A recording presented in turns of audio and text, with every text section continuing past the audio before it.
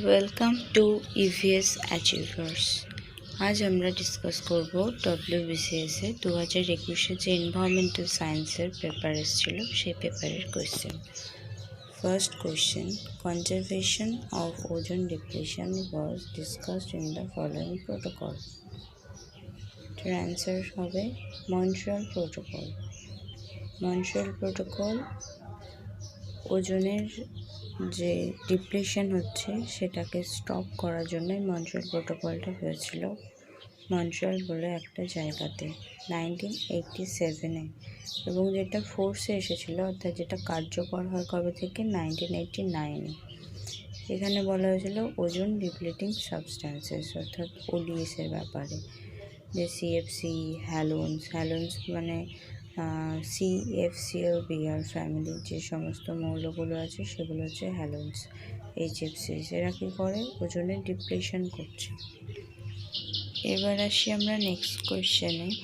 সেটা হচ্ছে যে বায়োলজিক্যাল ড্যামেজ হচ্ছে কার দ্বারা? এক্স রে, গামা রে, বিটা রে অ্যান্ড আলফা রে। তো প্রথমে মনে রাখতে হবে দুটো টার্ম, একটা হচ্ছে যে আয়নাইজিং পাওয়ার আর পেনিট্রেশন পাওয়ার।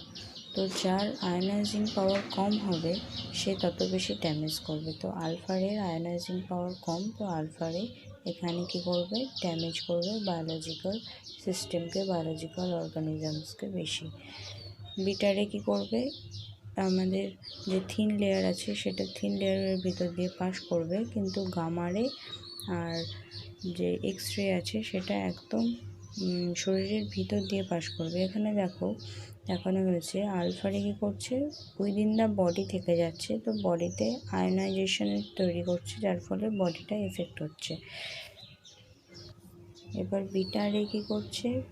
বিটা রে আমাদের বডির ভিতর অবধি যাচ্ছে, কিন্তু গামা রে বডি দিয়ে পুরো পাস করে যাচ্ছে, অর্থাৎ গামা রে এক্ষেত্রে এফেক্টিভ হয় না। এবার নেক্সট কোয়েশ্চেনে আসা যাক। নেক্সট কোয়েশ্চেন বলছে which of the following is called the secondary air pollutant? Ammonia, ozone, carbon monoxide, nitrogen dioxide. তো এখানে আনসার হবে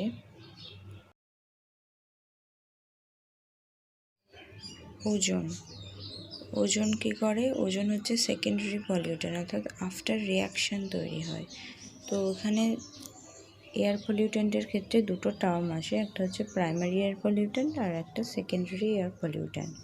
প্রাইমারি কারা?